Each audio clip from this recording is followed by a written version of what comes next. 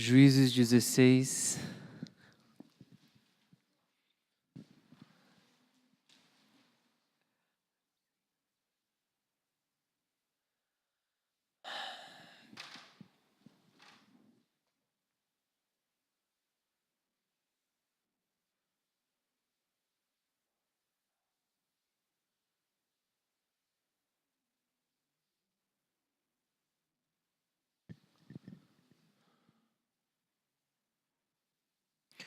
Verso 4.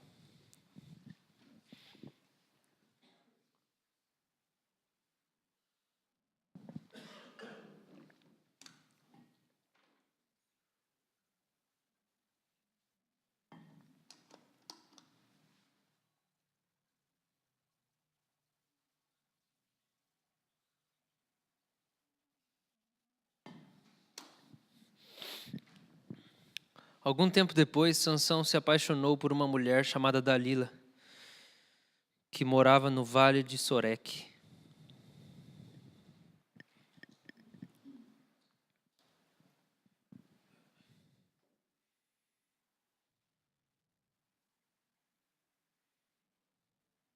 Foi aqui que tudo começou.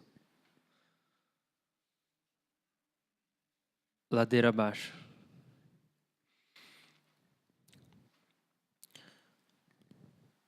Algum tempo depois, Sansão se apaixonou por uma mulher chamada Dalila, que morava no vale de Soreque.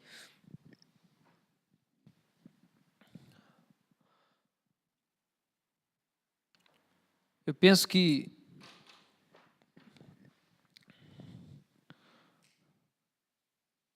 talvez teve só uma coisa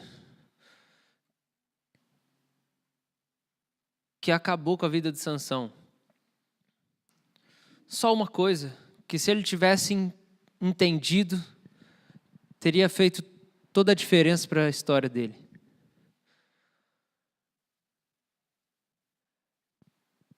E talvez essa coisa seja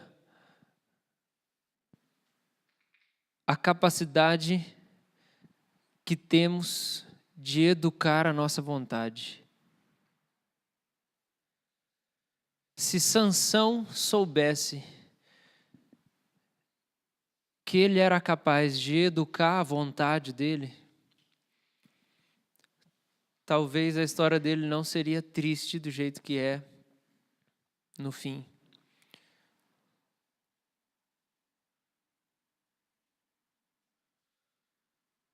A paixão cegou ele. A paixão de Sansão o cegou. O desejo que ele sentia por Dalila cegou ele. Dalila significa fraqueza. Essa paixão de Sansão foi a fraqueza dele. Você já esteve nesse lugar? Você já esteve nesse ponto onde você, olhando para a sua vida,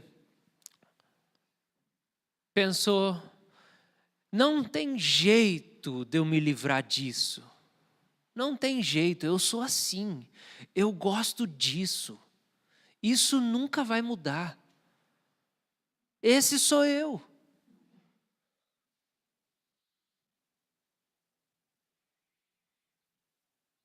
Quando eu me converti, era assim que eu pensava. Olha como eu estou agora.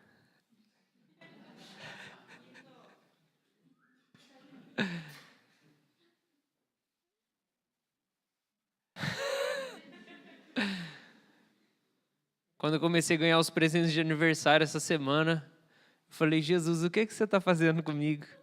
Você pode falar? Ele só falou assim: vou mudar todo o seu armário e você me obedece. Tá bom, senhor. Aí quando começou a vir as roupas e tudo, eu perguntei: o que você está fazendo comigo, senhor? Ele: só fica quieto, obedece. Mas quando eu fui convertido, né, no auge da minha vida, quando eu estava, isso muitos anos atrás, quando eu estava nos meus 35, explodindo com a nossa banda. Não sei se você sabe, eu tive uma banda chamada Raimundos. Não,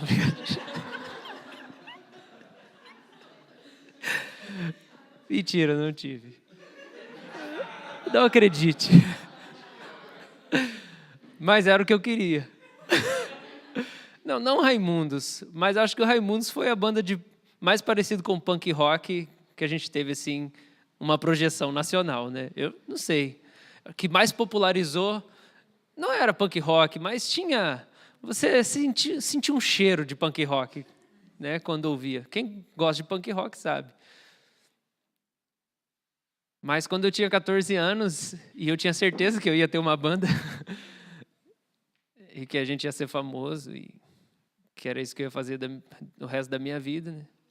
Jesus veio ao meu encontro e falou: quero que você abra mão disso que você mais ama, que você mais quer. E por uma série de coisas que eu já compartilhei na igreja, como, né, abuso da infância e baixa autoestima e um complexo de inferioridade muito grande, a gente acaba se apegando a algumas imagens para tentar resgatar o nosso valor. Então, quando a gente se sente muito degradado, muito inferior, a gente procura se agarrar a algo que a gente julga ter valor. Porque aí, se a gente se associa a essa coisa que nós valorizamos, então, quem sabe, vão nos valorizar também. Isso, para alguns, se traduz na carreira profissional, né? Para mim, era a banda mesmo, era a contracultura do punk rock. Na ideia de ter uma banda, de ser vocalista de uma banda e tudo mais, e toda a fantasia da contracultura, né? E quando Jesus veio até mim, ele falou assim: eu quero que você abandone tudo isso. E eu não, eu vou ser isso até morrer. Porque isso eu tinha convicção, era o que eu tinha de valor. O que eu sentia que eu tinha de valor em mim era a minha associação à contracultura do punk rock. E eu tinha um pingente aqui que eu tinha mandado escrever numa plaquinha de metal, escrito NoFX, que é uma banda que eu gostava muito. E eu lembro que na minha conversão, naquele acampamento do Carnaval de 2015, eu lembro que... 2005.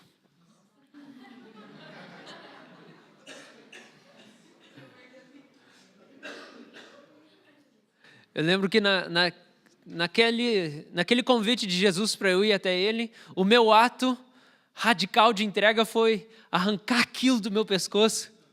E eu joguei assim. Nem sei para onde foi, depois vieram me devolver. Eu acho que caiu.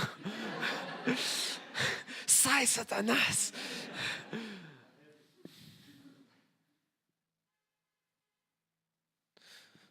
Mas a minha conversão não foi só uma conversão a Jesus Cristo, mas foi receber de Deus a crença de que eu posso educar a minha vontade. E que as coisas que eu sempre amei, eu posso deixar de amar. E eu posso começar a amar as coisas que eu nunca amei. Você pode educar a sua vontade. Você pode domesticar o seu desejo. O nome disso é domínio próprio. Aquilo que você pensa que você nunca vai mudar e que nunca pode mudar dentro de você, pode mudar. Pode mudar. O que você gosta pode mudar. O que você sente pode mudar. O que você pensa pode mudar. A sua cosmovisão pode mudar. As suas aptidões podem mudar. Você pode mudar. O poder do Evangelho pode transformar o homem. Começando de dentro do seu coração. E nessa noite eu quero falar para você que é possível mudança. De tudo aquilo que você olha para você e pensa, isso sou eu. Eu quero dizer para você, até a sua crença mais fundamental acerca de si mesmo. Deus pode pegar, como um garçom, Ele pode pegar aquela toalha da mesa e puxar tudo e jogar tudo no chão. Imagina uma mesa com uma toalha e aquela taça de cristal, prato, talheres, jarra de suco, garrafa de vinho. Isso são as crenças que você tem acerca de si mesmo. Imagina aquela travessa de comida, a comida que você mais ama. Aquele vinho de $500 lá em cima, aquele queijinho maravilhoso, aquela taça de cristal caríssima, tudo ali em cima. São as convicções que você tem sobre você e pensa, isso aqui é valioso sobre mim, esse aqui sou eu, é isso que eu gosto, é isso que eu penso. Pensa livros em cima dessa mesa que traduzem o que hoje você considera como verdadeiro, importante, essencial. Põe tudo de valor em cima dessa mesa. Jesus pode chegar, pegar essa toalha em cima dessa mesa e puxar e jogar tudo no chão. E tudo que você considera essencial para a sua existência, precioso para você, raiz fundamental da sua crença, Jesus pode desfazer e abalar todas as coisas na sua vida. E queira você que Jesus faça isso. Queira você que Jesus abale todas as coisas nas quais você está muito bem fundamentado. Porque se é abalável é porque não é reino. Se é abalável é porque não é de Deus. Se é abalável é porque não é do céu sobre você. E aquilo que não é do céu sobre a gente, Jesus tem que derrubar no chão mesmo. E a gente tem que fazer todo o esforço para deixar ele arrancar do caminho. E a nossa jornada tem que ser para que nós, voluntariamente, nos movamos na direção de Jesus para deixar ele trabalhar tudo que nós pensamos que não pode mudar na nossa vida. Tudo que a gente acha, isso não vai mudar, eu sou assim, não tem como mudar, minha família é assim, eu nasci assim, eu cresci assim, a minha constituição é assim, a minha experiência é assim, eu carrego essas marcas, eu acho que Deus me fez desse jeito mesmo. A gente precisa caminhar para Deus e deixar Ele jogar tudo fora, porque Ele pode mudar. E eu quero repetir para você, você pode mudar, tudo que está no seu coração pode mudar. Tudo que você acha que Deus não pode mudar, Ele pode mudar. E a sua ruína vai ser se agarrar na sua própria história e pensar, isso aqui não vai mudar. Isso é a sua ruína, isso é a minha ruína. É quando a gente não tem fé para Deus transformar quem nós somos. Isso é a nossa ruína. Porque a gente aceita um monte de coisa bagunçada na mesa do nosso coração, da nossa vida. A gente aceita um monte de tranqueira dentro do baú da nossa alma, da gaveta do nosso coração. A gente aceita aquilo tudo fora do lugar.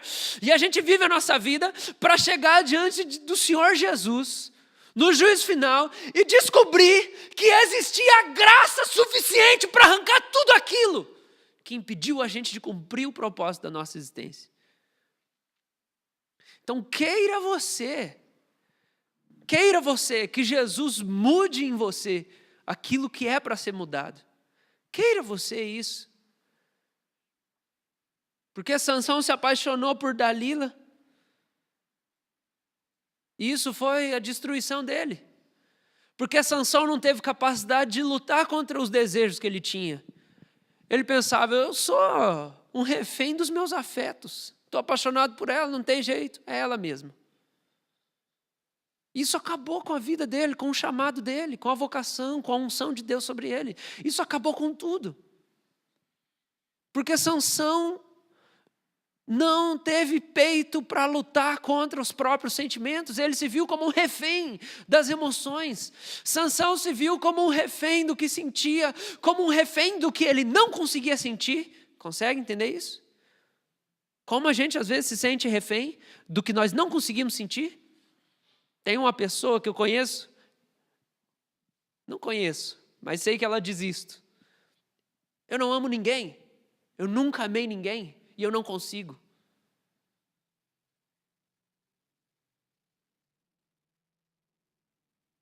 Às vezes na minha caminhada eu me deparo com coisas que eu não consigo sentir. Eu me deparo com pessoas. Eu me deparo com circunstâncias na minha família. Eu me deparo com situações no meu relacionamento, com a Maria, com os meus pais, e que eu penso, eu não consigo ser maior que isso. E eu sou bem honesto comigo mesmo. E eu penso, eu não consigo ser diferente disso. Eu sou assim. É assim que eu sou. Eu sempre fui desse jeito. E essa pode ser a minha ruína. Continuar sendo autocomplacente e justificando para mim mesmo que eu não posso mudar e que esse é o meu jeito mesmo. E que a história me fez ser assim. E que eu não recebi outra coisa diferente na minha criação. Diminuindo o poder do Evangelho de Jesus. Porque Paulo escreve inúmeras vezes, revestivos de Jesus Cristo. Paulo nos desafia a tirar a roupa do velho homem e se vestir de Jesus. Paulo é muito ousado. Tem hora que a gente lê Paulo que parece que ele é petulante, porque quando ele fala assim, você tem que se despir, você tem que se despir, Paulo está dizendo assim, deixa de ser tudo que você é, deixa de ser tudo, e se veste de Jesus, vira Jesus, põe a roupa de Jesus, se torna Jesus, encarna Jesus, manifesta Jesus, pensa como Jesus, sente como Jesus, que haja em vós o mesmo sentimento que houve em Cristo Jesus, que haja em vós a mente de Cristo, que haja em vós o procedimento de Cristo. Paulo de repente fala assim como se eu tivesse que deixar tudo que eu fui até hoje, e eu tenho que virar Jesus e me conformar à imagem de Jesus, eu tenho que me harmonizar com Jesus. E às vezes eu chego em situações no meu ministério, que parece que eu bato numa parede. E eu penso, além disso eu não consigo. Além disso é demais para mim. Eu chego na minha família numa situação que eu penso, isso aqui eu não consigo mudar. E eu sou muito tentado a aceitar aquela situação do jeito que ela sempre foi, para continuar sendo do jeito que sempre foi, para ser para sempre. Para não mudar aquela situação. O nome disso é autocomplacência. E a autocomplacência é a raiz do orgulho. Porque quando eu entro na autocomplacência, quer dizer para mim mesmo assim, veja bem, isso realmente é muito difícil, mas isso é parte da vida, você é humano também. E aí, você se acostuma com as situações desajustadas na sua vida, e aí você acolhe, você acha desculpas de por que aquilo é daquele jeito, e você justifica para você, você sabe explicar muito bem como aquilo se tornou daquela maneira. Aí você se torna autocomplacente. Mas depois daquilo, da autocomplacência nasce o orgulho. Por que o orgulho? Porque se Deus vem falar para você que isso tem que mudar, você tem uma lista de justificativas para Deus de que isso não precisa ou não tem como mudar. Porque se alguém te confronta em relação a essa postura, você fala assim, mas esse é o meu jeito, foi assim que eu cresci, foi assim que tudo sempre aconteceu.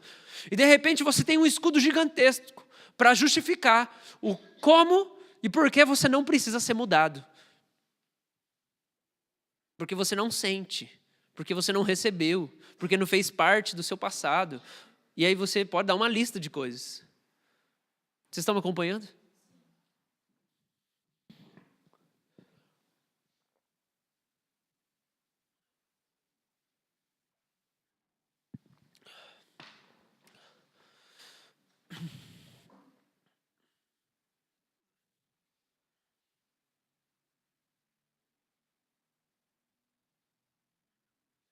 Não precisa responder. Pensa com você. Você acredita que você pode mudar? Você acredita? Você acredita que Deus pode mudar seu coração? Fala a verdade, seja sincero. Você acredita que Deus pode te mudar? Ou você já aceitou que você vai morrer pecando nas mesmas coisas? Deus está falando aí? Você acredita que Deus pode arrancar alguns comportamentos de você, algumas posturas de você, ou você já aceitou na sua vida as suas limitações?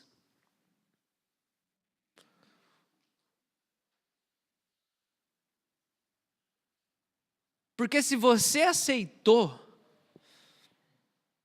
os seus pecados e as suas limitações, eu não sei se o evangelho faz sentido para você mais. E talvez para alguns aqui seja por isso que não faz mais sentido.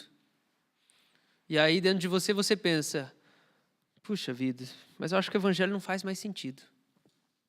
Poxa vida, acho que Jesus não faz mais sentido para mim. Pode ser porque Jesus veio, se manifestou para tirar pecados.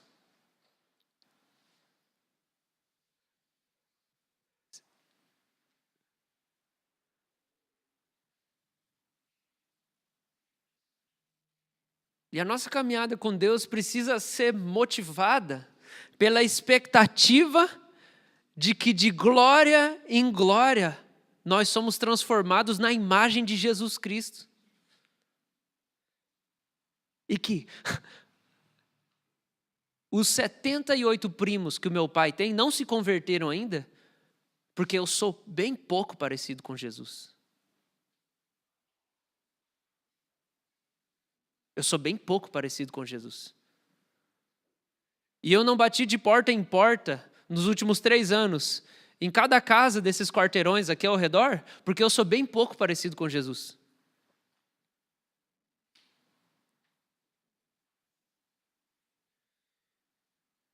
E eu tenho dificuldades dentro da minha família para me relacionar, porque eu sou bem pouco parecido com Jesus. E a minha renúncia por causa do evangelho é pequena ainda, porque eu sou bem pouco parecido com Jesus. E eu vou dizer mais. O meu estresse, a minha ansiedade e o meu cansaço é porque eu sou bem pouco parecido com Jesus. Porque Jesus carregava o peso do mundo nas costas, mas você não vê ele ansioso em nenhum momento dos evangelhos. Então a resposta de tudo que o evangelho oferece para nós, seja lá qual for a questão, vício sexual, problemas na família, orgulho, traição, falta de esperança, solidão, carência. Pode escrever, qualquer questão que você tem na sua vida, o evangelho vai apresentar a mesma resposta. Você precisa parecer mais com Jesus. Mas isso não é uma imposição legalista, isso não é uma colocação assim, faça uma performance. Vai lá, se esforça bastante. Não, a resposta do evangelho é de dentro para fora. Você precisa de uma transformação para você parecer com Jesus de dentro para fora. Então a primeira coisa que o evangelho vai fazer é vai dar um espelho para você. Vai dar um espelho. Mas do lado do espelho ele vai colocar uma foto de Jesus. Aí você vai olhar bem para o rosto de Jesus e você vai olhar para o seu. E aí o Espírito Santo vai falar assim, tá vendo como ele é? Tá vendo como você é? E o objetivo é que você olhando para a foto de Jesus e do lado para o espelho, vendo seu próprio rosto, quanto mais você olha para a foto dele, mais você fica apaixonado, porque ele é bonito de verdade para valer. Ele é fascinante, ele é muito atraente. E você vai se sentir tão cativado pela imagem de Cristo, que você vai esquecer da tua. Mas de vez em quando você olhar, você vai perceber que você está ficando parecido com ela, de tanto que você olha para ela. Essa é a resposta que o evangelho tem para oferecer. Então o evangelho para nós vai ser o desafio de que eu preciso mudar. De que eu sou diferente de Deus. Que eu preciso mudar. Mas não só isso, eu posso mudar. É possível mudar. Mas é uma mudança que acontece na mesma proporção do conhecimento de Jesus. E caras como Sansão destroem o ministério e o chamado, porque eles se apaixonam e eles pensam, essa aqui é a minha Dalila. Essa aqui é a minha fraqueza, isso aqui não muda. E eu quero dizer para você, você pode mudar. Você pode mudar. Tudo dentro de você e dentro de mim pode mudar.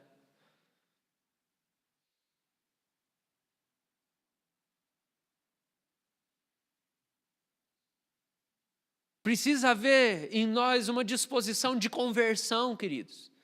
Precisa haver dentro de nós uma disposição de conversão. Você está disposto a se converter? Porque se você considera que isso já aconteceu,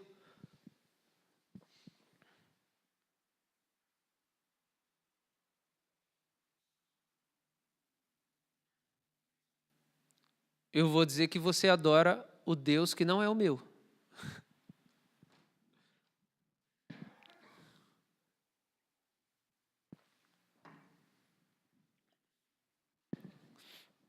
Porque no Antigo Testamento, lá em hebraico, a palavra conversão é a palavra shuv. E essa palavra shuv significa voltar atrás, trazer de volta, retornar. Ou girar, tornar. Então, o que é conversão? Isso aqui, ó, é conversão.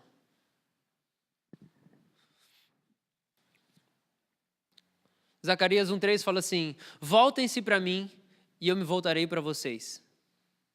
É a palavra shuv. Deus está dizendo assim: convertam-se a mim, tragam de volta para mim, virem para mim, façam uma volta, girem,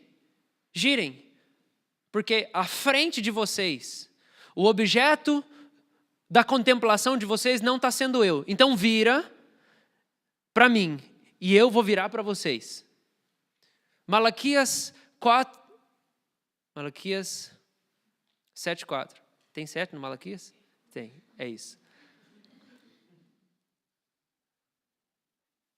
Ele converterá o coração dos pais aos filhos e o coração dos filhos aos pais.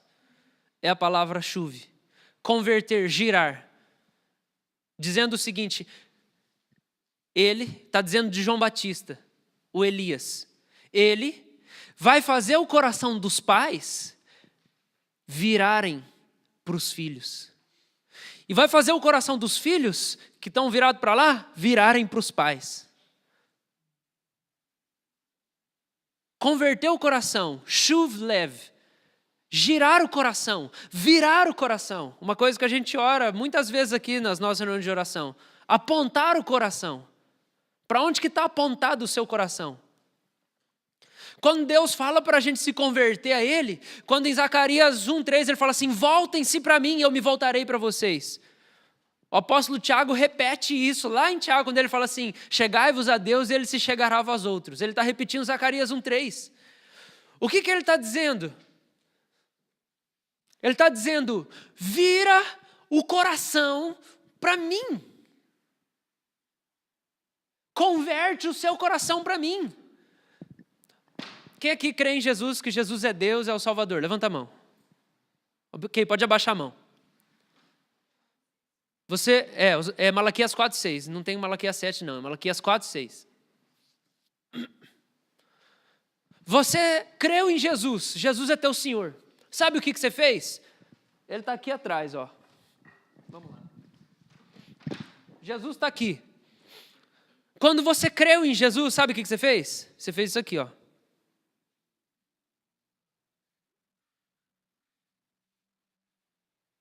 Você viu ele de revesgueio.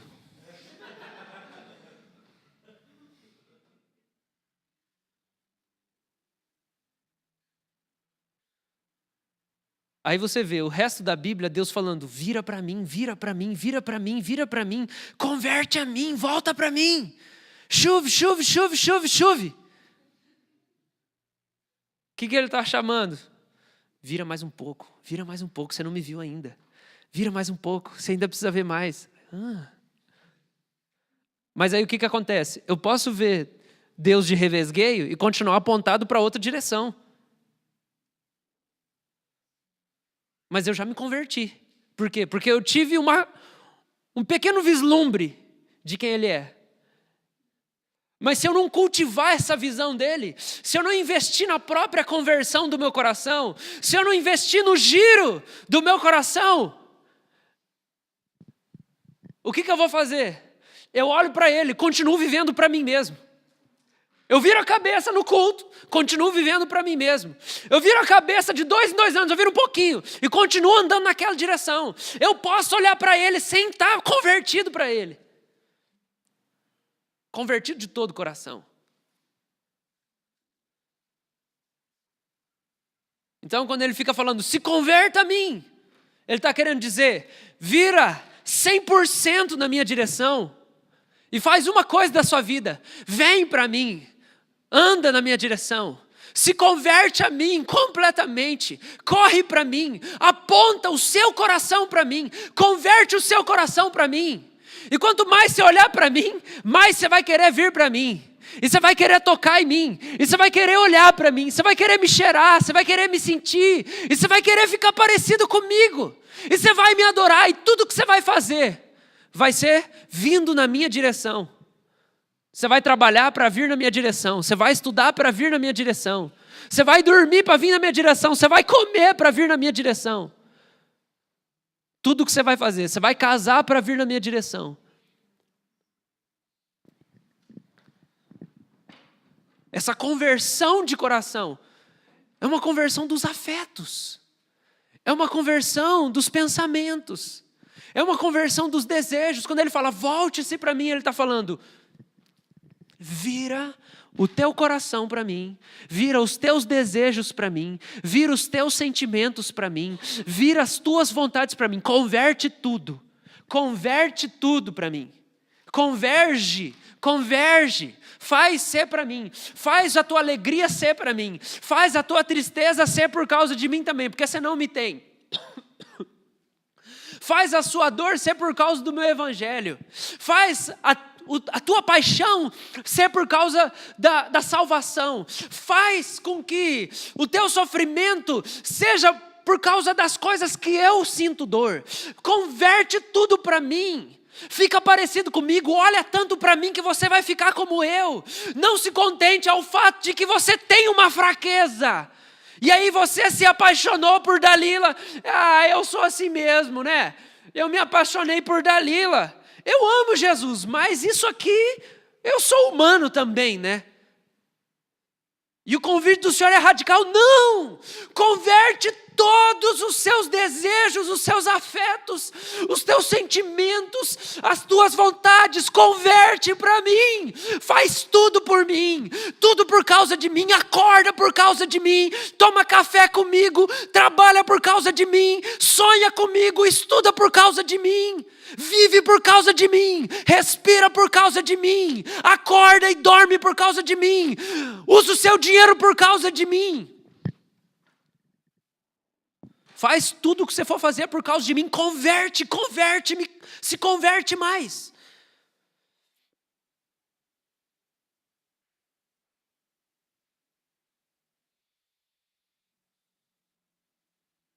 Terminei de ler Atos essa semana. E eu me apaixonei por algumas partes que eu nem lembrava que existiam. Porque quanto mais você lê aquele livro da Bíblia, mais você percebe detalhes que você não percebia antes. E eu me apaixonei pelo final de Atos. Eu me apaixonei depois da prisão de Paulo. Na prisão de Paulo para frente eu fiquei fascinado. Eu fiquei apaixonado.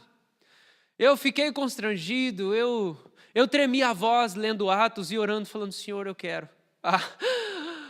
Senhor, eu ainda sou tão diferente de você, Senhor. Senhor, me ajuda.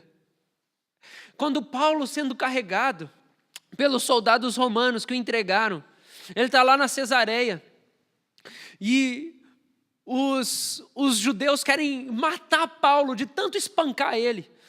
Aí fala que o soldado romano chegou, o centurião romano chega, e quando o centurião romano chega, os judeus saem de perto e deixam Paulo lá, estendido no chão, de tanto ser espancado. Aí os soldados romanos pegam Paulo e vão levar ele para a prisão romana. E quando começam a levar Paulo para entrar na prisão, quando eles estão quase entrando, diz que o alvoroço começa a ser tão grande que eles querem matar Paulo antes dele ser preso, e os soldados romanos têm que colocar o apóstolo Paulo em cima do ombro, para os caras não matar ele. E eles colocam Paulo no ombro e começam a carregar ele para dentro da prisão. E o apóstolo Paulo vira para os romanos e fala em grego, fala assim, ei, ele está em cima do ombro dos caras. E aí ele vira de lado e diz assim, ei, psiu. Aí o soldado fala assim, você fala grego? Ele fala, eu falo, deixa eu descer aqui, eu tenho um negócio para falar para o pessoal. Tá bom. Eles colocam Paulo no chão, depois de ter sido muito espancado pelos judeus. E aí Paulo começa a falar em aramaico. Irmãos! Aí o povo fica em silêncio. O cara está falando em aramaico. E Paulo começa a pregar Jesus tudo de novo.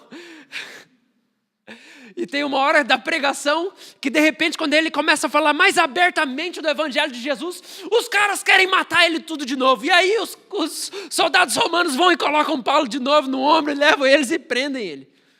E aí quando prendem ele, Paulo está na cadeia lá, acorrentado. Paulo só vira e fala assim, vocês têm coragem de prender um cidadão romano? Aí os caras, quê? Você é cidadão romano? Ele, eu sou. Aí ele, meu Deus, vamos soltar ele. Aí soltam Paulo, e aí tem 2 soldados. Um fala assim, o cara é cidadão romano, eu paguei caro para a cidadania romana. E Paulo falou, e eu sou de nascimento. Paulo fica preso um tempo, ele vai apresentar o evangelho para Félix. Quando ele está apresentando o evangelho para Félix, ele explica tintim por tintim. E a escritura diz assim, que Félix fala assim, Paulo, quase que você me converte a ser cristão. Mas não foi dessa vez. Aí Paulo, eu apelo para César. Então tá bom, você vai falar com o imperador. E aí Paulo vai para a embarcação. E aí Paulo vai no navio dele, começa a ter tempestade. Paulo fala assim, fica sossegado, gente, não vai acontecer nada. De repente, vento de cá, vento de lá. Eles acabam ficando 2 semanas em alto mar e tempestade. E o povo há 2 semanas não come porque é vento, vento, vento. Todo mundo achando que vai morrer. Eles começam a jogar tudo no chão. Paulo, depois de 2 semanas, ele tinha dado umas instruções que o pessoal do navio não ouviu. Ele fala assim, então, vocês não ouviram o que eu falei? Então agora está tudo assim, ó. Está dando tudo errado. Se vocês tivessem me ouvido, a gente não ia estar aqui no meio da tempestade. Mas fica sossegado. O navio vai naufragar, mas ninguém vai morrer. Porque Deus, a quem eu sirvo, mandou um anjo essa noite, que veio do meu lado e falou assim, Paulo, cabe a você ainda ser minha testemunha e pregar o evangelho lá em Jerusalém. Então você fica sossegado que você não vai morrer, porque você tem que pregar ainda. Depois você vai. Aí Paulo fala, ele conta tudo isso. Ele conta do anjo, ele conta de tudo isso. E eu fiquei pensando assim, Senhor, faz o povo da república ser desse jeito, que chega lá no trabalho e fala o que Jesus falou na devocional deles. Eu estava orando ontem à noite, o cara não é crente, que se lasque que ele não é crente, ele não, é assim que ele vai virar, meu filho. É porque você vai falar que Jesus falou com você que ele vai virar. Responde minha oração, Senhor, por favor. Aí, o que acontece? O navio naufraga, antes de naufragar, está todo mundo lá, 2 semanas sem comer, ansioso e desesperado, que o navio vai naufragar. Paulo fala assim, gente, come aí, que vai destruir o navio, pode comer. Vocês estão ansiosos aí, vão passar mal, é melhor vocês comerem. Aí a Bíblia fala que Paulo pega o alimento e faz uma oração na frente das 300 pessoas do navio. Deus, eu te agradeço em nome de Jesus por esse alimento, que o Senhor abençoe esse alimento maravilhoso. Amém, amém. Começa a comer. Aí diz que o povo fica animado. Vamos comer também? O Paulo fez o povo comer. Quando o povo estava ansioso e não conseguia comer. No fim, naufraga o navio. Eles chegam na praia. E quando eles chegam na praia, foram muito bem acolhidos pelo Plínio, que era o governador. Eles vão fazer uma fogueira na praia. E quando eles estão fazendo a fogueira, Paulo vai pegar um graveto para colocar no fogo. E quando ele pega o graveto para colocar no fogo, uma víbora morde a mão dele, pica a mão dele. E aí um cara, uma autoridade lá da ilha, fala assim, esse cara está realmente condenado, porque ele não fugiu do naufrágio, vai morrer na serpente.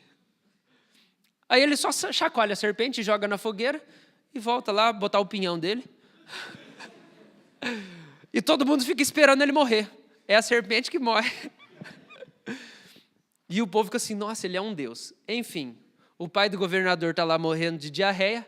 Paulo põe a mão na cabeça dele, cura a diarreia e ganha um monte de riqueza e um monte de presente por causa de uma diarreia que foi curada. Paulo chega em Roma, e quando ele chega em Roma, Deus tinha provido para ele no meio do caminho as riquezas que foram recompensa da diarreia que ele curou, e ele aluga uma casa em Roma. E Paulo fica 2 anos com uma casa alugada em Roma. E ele chega em Roma, todo polido, educadinho, reúne os judeus e fala assim: irmãos, eu fui condenado injustamente. Eu não sei por que eles querem me condenar lá em Jerusalém, mas eu fui preso, ninguém achou motivo para me matar, e eu estou aqui, estou indo para Roma para ser julgado, apelei para César. Eu quero convidar vocês, meus irmãos judeus, para vir aqui em casa para eu contar um pouco. Vocês ouviram falar de mim? E aí os judeus falam assim: não recebemos carta nenhuma da Judeia. Aí Paulo fala: então vem aqui em casa que eu vou explicar tudo o que está acontecendo. E aí eles chegam na casa de Paulo e Paulo começa a falar, desde Abraão até Jesus. E aí o último capítulo de Atos falam que vários judeus se convertem. E outros vão embora resmungando, rabugentos assim, endurecidos porque acham que Paulo está meio maluco. E aí a escritura termina em Atos capítulo 2, dizendo assim, Atos 28 termina dizendo o seguinte, que durante 2 anos, Paulo alugou uma casa em Roma e tinha um guardião do lado de fora. E durante 2 anos, ele chamava muita gente para ir na casa dele. E fala assim, que todo mundo que ia na casa dele, ele falava do evangelho abertamente, sem restrição nenhuma. E ele rasgava com ousadia Jesus Cristo. Eu escrevi embaixo, Senhor, aqui, como a gente deve receber as pessoas na nossa casa. Aqui um modelo bíblico de recepção de pessoas, um modelo bíblico para hospedar as pessoas. Que a sua casa seja um lugar onde você revela Jesus. Na hora eu falei, Senhor, é isso mesmo. Comecei a clamar para Deus abrir mais pequenos grupos, para que mais pessoas se disponham. Porque Paulo teve casa, e ele usou a casa dele 2 anos para pregar o evangelho para todo mundo que entrava lá. E enquanto eu lia tudo isso, nesses dias eu tremi a voz para falar, Senhor, estou muito diferente ainda. Me falta muita ousadia ainda, Senhor. Me falta muita graça ainda, Senhor. Me falta ainda converter as minhas emoções para o Senhor. Senhor, eu quero não ter espaço para entretenimento na minha vida, de tão apaixonado que eu sou por você. Que eu não tenho tempo para me distrair, que eu sou fascinado por você. Que o meu coração queima pelo Senhor. Que o Senhor é tudo que eu amo, porque antes eu amava muitas coisas, mas eu me converti. E a cada dia mais eu continuei me convertendo e me virando para o Senhor. E os meus afetos foram apontando para o Senhor. E eu acredito que eu posso mudar. E que eu posso parecer mais com Jesus hoje. Eu acredito nisso. Você pode mudar. Você pode mudar. Você pode mudar na sua casa o que você acha que você não pode mudar. Você pode mudar no casamento o que você acha que você não pode mudar. Você pode mudar na sua vida sentimental o que você acha que não pode mudar. Você pode mudar nos seus desejos, na sua vida sexual o que você acha que você não pode mudar. Tudo que você acha que você não pode mudar, você pode pela graça do Evangelho. E Atos termina muito, muito, muito triste. Porque as últimas palavras de Paulo são quando os judeus vão embora da casa dele. E diz assim, que eles foram embora tendo ouvido de Paulo as palavras de Isaías capítulo 6, que diz assim, realmente, vocês ouviram, mas não entenderam. A vocês foi pregado o evangelho, mas vocês não se converteram, porque o coração de vocês está endurecido, para que não se convertam e sejam curados. Nossa, quando eu li isso eu falei, Senhor, Atos termina muito triste, porque a mensagem final de Atos, as últimas palavras do apóstolo Paulo eles estão ouvindo a mensagem, não estão se convertendo. O coração deles está endurecido, eles não estão girando para o Senhor. Eles não acreditam em Jesus e eles nem se esforçam. Eles nem olham para Jesus como se Ele fosse o Salvador, o Deus, a resposta. E que eles tivessem que lutar. E como Paulo fala, esmurro o meu corpo para poder me converter completamente a Jesus. Para poder me entregar 100% a Ele. Paulo fala assim, eles estão ouvindo, o coração está duro, eles não estão se convertendo e sendo curados.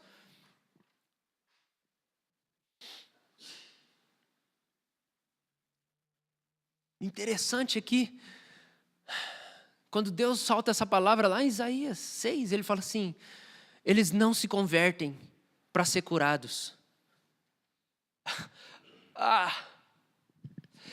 Como eu queria, como eu quero mais unção de Deus. Como eu quero mais unção de Deus. Como eu quero ser mais santificado para que a minha vida tenha mais impacto sobre a sua e sobre a vida de cada pessoa que eu encontro. Como eu quero mais graça de Deus. Como eu quero mais paixão de Deus para conseguir, de alguma maneira, colocar, depositar dentro de você a palavra do Evangelho, que diz isso, que se eu me converter, se eu terminar de girar, se eu gastar os meus dias para me apontar para Jesus completamente, eu vou ser curado, porque o texto diz, eles não querem se converter para serem curados.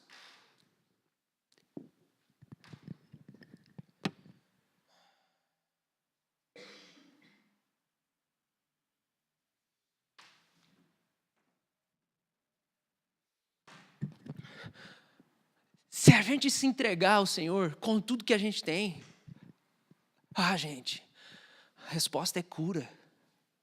A resposta é cura. Ninguém precisa ter medo de amar Deus demais. Mas a gente tem. Sabe o que a gente acha? A gente acha que o que Deus quer de nós é devocional antes do trabalho. Isso é muito pouco.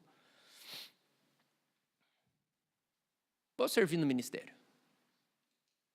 Querido, eu quero mesmo que você se envolva, mas isso tudo é superficial. Se você não fizer isso porque o seu coração foi inteiramente entregue a Ele, porque dentro de você queima um anseio e uma certeza que não existe outra vida, a não ser conversão total para Jesus. O texto fala assim, eles estão ouvindo, eu ouvindo. Irmãos, a minha intensidade nas coisas não tem a ver com ira, a minha intensidade nas coisas tem a ver com paixão, tem a ver com o quanto eu acredito nisso que eu estou falando. E amo vocês. E eu queria muito que algumas pessoas pudessem capturar essa visão da glória de Jesus e considerar isso como superior a tudo que tem construído na sua vida pessoal. Ao ponto de falar, Senhor, eu amo meu trabalho. Eu amo tudo, Senhor. Eu amo meu trabalho, eu amo meus projetos, eu amo minha casa própria, eu amo tudo, Deus, eu amo meu conforto, mas tudo isso que eu tenho, se precisar ficar no caminho, eu deixo porque eu quero você. Porque eu sei que me converter a você completamente, é nisso que consiste a minha saúde plena, é nisso que consiste plenitude, shalom, vida que transborda.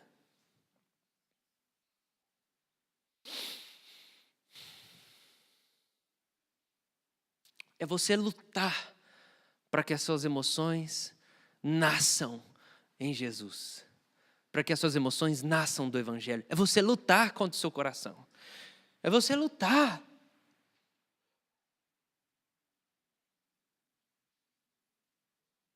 É você lutar para se converter. É você lutar para não deixar a paixão ser uma coisa do passado. E eu queria orar por você nessa noite. Eu quero orar por você nessa noite. Para que o Espírito Santo te marque aqui agora, para que você seja tomado com uma convicção de que você precisa de paixão por Jesus Cristo. Você precisa de paixão por Jesus Cristo. Você precisa ser tomado com um desejo por Jesus, que vai tomar você, que vai te deixar insano, que vai fazer você não amar a sua própria vida. Igual Paulo não amava a própria vida, igual Jesus não amou a própria vida dele.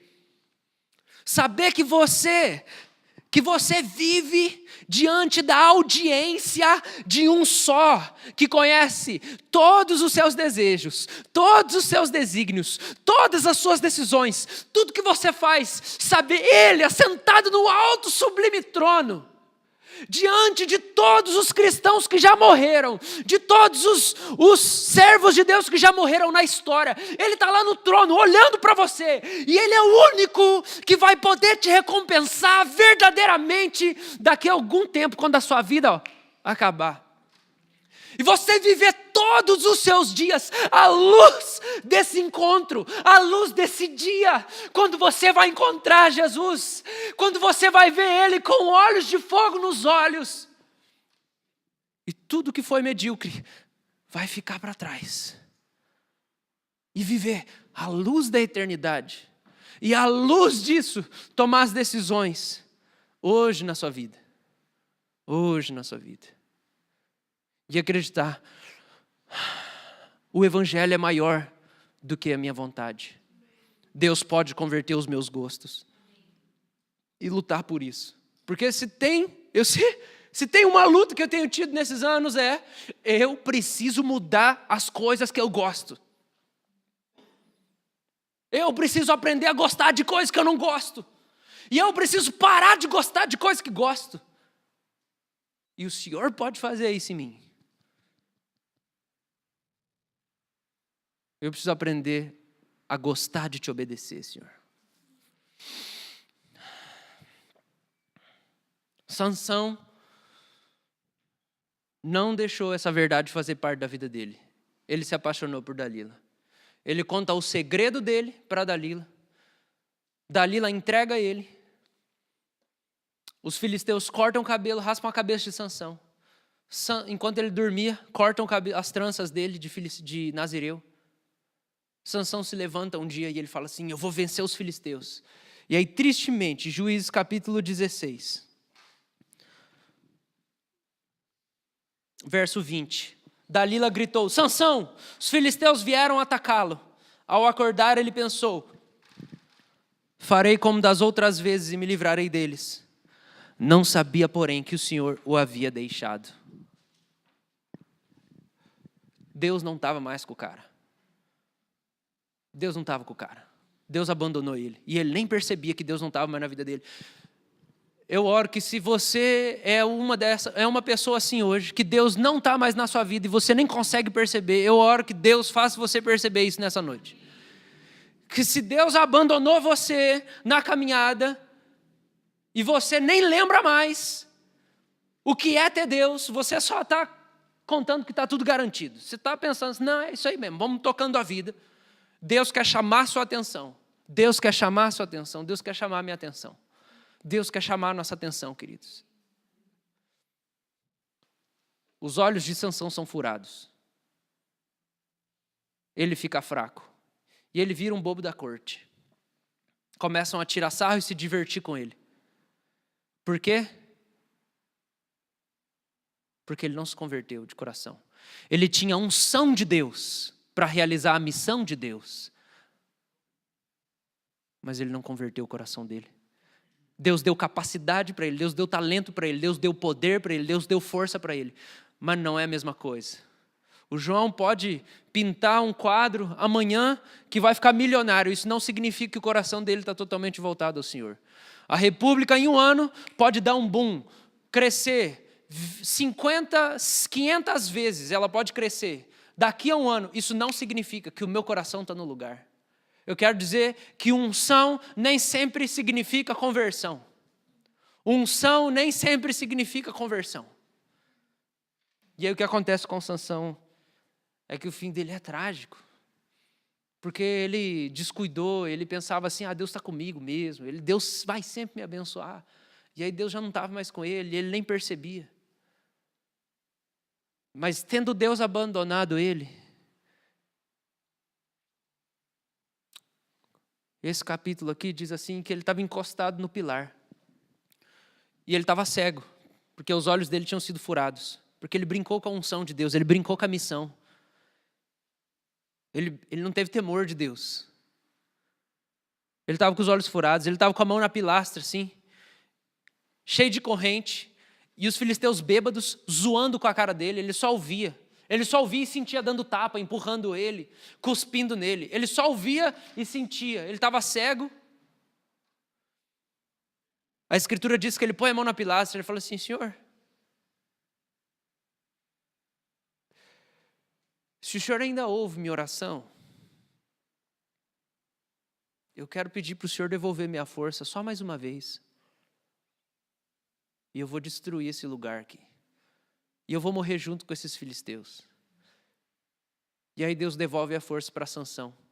E no último dia de vida dele, a Bíblia diz que ele matou mais gente do povo filisteu do que na vida inteira dele. Mas tem uma parte triste. A família dele teve que buscar o cadáver dele lá no meio dos escombros. Sabe por quê? Porque ele não se converteu de todo o coração. Então eu quero falar uma coisa para você. Você tem talento, você tem visão, você tem capacidade, você tem perspectiva, você tem oportunidade, você pode se tornar alguém com uma carreira promissora, você pode se tornar alguém que vai impactar a sua área de atuação, seja a área de comunicação, seja a área artística, seja o jornalismo, seja a área da ciência, seja a área do direito, seja a área da linguística, seja a área da culinária, seja qual for, arquitetura, seja qual for, pode ser ministério, você pode impactar o mundo, você pode fazer muita coisa.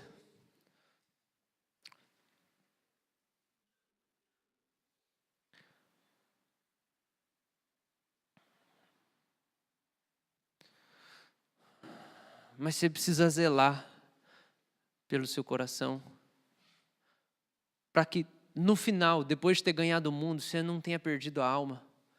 E aí, no final da sua história, sua família vai ter que ir lá buscar o seu cadáver.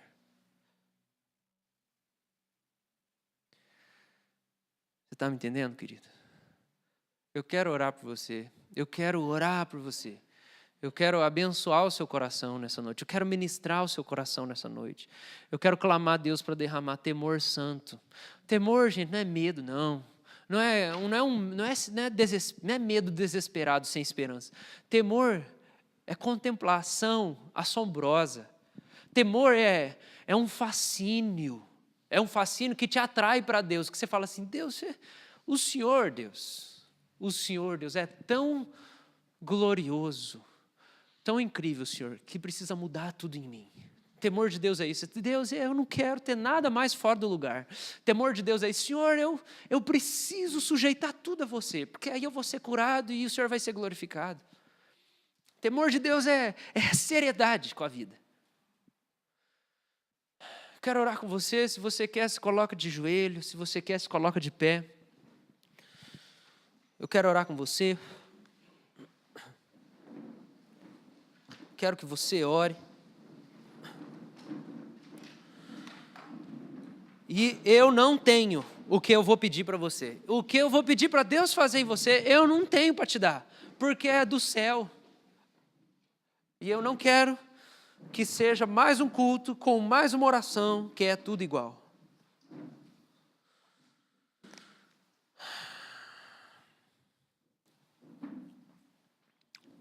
Ó Senhor.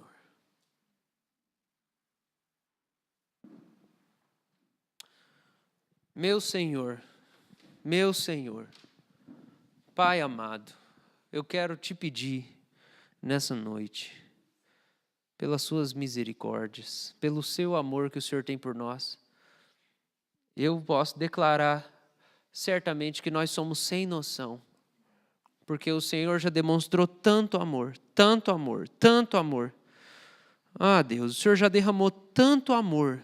O Senhor já nos salvou, o Senhor já demonstrou o amor na cruz, dando a sua vida por nós, se oferecendo para levar os nossos pecados, para se sacrificar. O Senhor nos perdoou, o Senhor nos redimiu. O Senhor nos dá o Espírito Santo, o Senhor nos deu a palavra em português para a gente entender tudo que o Senhor é. Deus, o Senhor já fez tanto, tanto, tanto. O Evangelho chegou no Brasil, Senhor. Não é proibido, Senhor.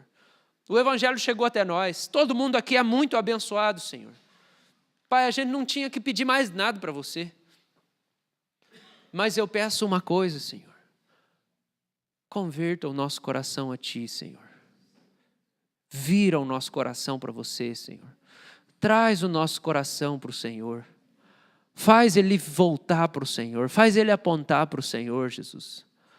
Por favor, Senhor. Converte o coração dos filhos ao Abba. Converte o coração desses filhos aqui ao Abba, Pai. Shuv lev ben Abba. Eu oro isso, Senhor. Converte os corações dos filhos ao Abba. Faz isso aqui, Senhor. Senhor, Senhor, Senhor, nós queremos nos converter e ser curados pelo Senhor. Nós queremos, Senhor, nos converter a Ti, Senhor. Eu oro, Senhor, uma visão da glória de Jesus para nós nessa noite. Eu oro, Senhor, para nós nessa noite que nós vejamos quem o Senhor sonhou que nós fôssemos, para que nós lutemos por isso, Senhor. Eu peço que o Senhor tire de nós uma autocomplacência medíocre da nossa vida. Tira de nós a autocomplacência, essa aceitação dos defeitos, como se o Senhor não pudesse nos mudar. Eu oro por pessoas que vivem atormentadas por vazios emocionais, que se sentem sozinhas, sentem solidão. Eu oro, Senhor, que elas creiam que o Senhor tem a resposta para a solidão delas. Eu oro, Deus, para quem vive sofrendo com baixa autoestima, Senhor. Que vive se sentindo um lixo como eu vivia quando o Senhor me encontrou.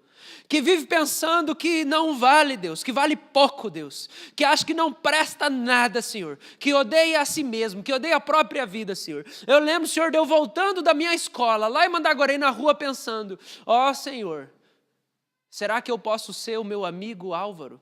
Será que eu posso ser o meu amigo, o meu tio Guilherme? Porque eu odeio tanto quem eu sou, que eu queria ser outra pessoa. Porque eu acho que eu sou desprezível. Será que eu podia ser uma pessoa mais bonita, mais legal, que as pessoas amam mais? Senhor, eu me odiava tanto, Senhor, eu me desprezava tanto, Senhor, que eu preferiria ser aniquilado para ser outra pessoa que eu admirava, Senhor. Eu oro por pessoas que vivem com esse sentimento, que acham que não são ninguém, que se sentem os piores dos piores dos piores, Senhor. Que o Senhor venha, Deus, entra nas trevas delas, Senhor. Entra no coração delas, entra no vazio delas, Senhor. E mostra o quanto o Senhor as ama. E mostra para elas o quanto o Senhor ama quem elas são. Mostra para elas que elas são amadas. Todo homem e mulher aqui, Senhor, eu peço por isso. Eu peço por quem diz para si mesmo que não vai mudar, que acha que não pode mudar. Eu peço, Deus, por favor, dá fé. Eu peço, Deus, conversão, Senhor. Jesus, que tudo que o Senhor plantou no nosso coração nessa noite, a gente continue regando a semana inteira, dia a dia, Senhor. E a gente não fique um dia sequer sem regar, em oração, na sua presença, em adoração. Jesus. Jesus, desperta a paixão, Senhor, no nosso coração. Nos livra de um fim trágico, Senhor. Nos livra de um fim trágico, Senhor. Por favor, Senhor, não deixa a gente achar que a vida é brincadeira, que o Evangelho é brincadeira, que ouvir a pregação da palavra toda semana é brincadeira. A gente está acostumado, Senhor. Senhor, eu peço isso, Senhor. Vem e aviva a Tua obra no meio de nós. Eu quero orar ainda, Senhor, levante nazireus no nosso meio, Senhor.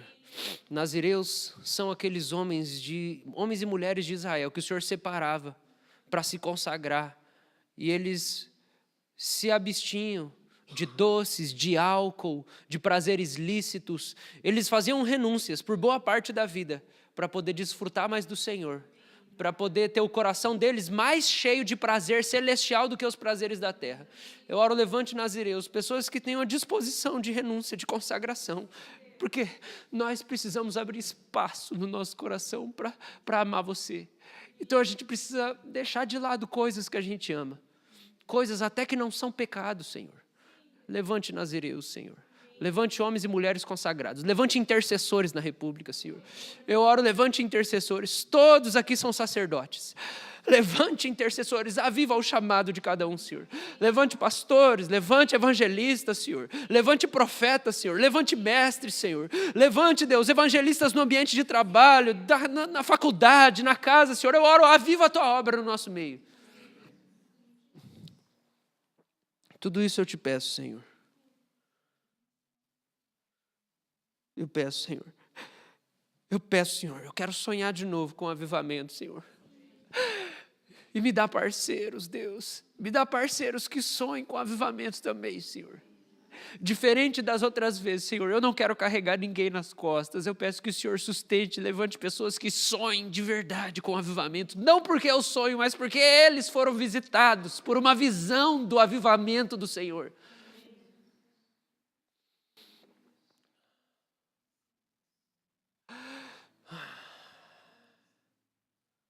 É isso que eu oro, Senhor. E vai curando os corações quebrados, que já nessa noite começam a se converter ainda mais. Eu peço, Senhor, em nome de Jesus, e não deixe o diabo roubar essa semente que o Senhor coloca hoje à noite em nós, Senhor. Em nome de Jesus, amém.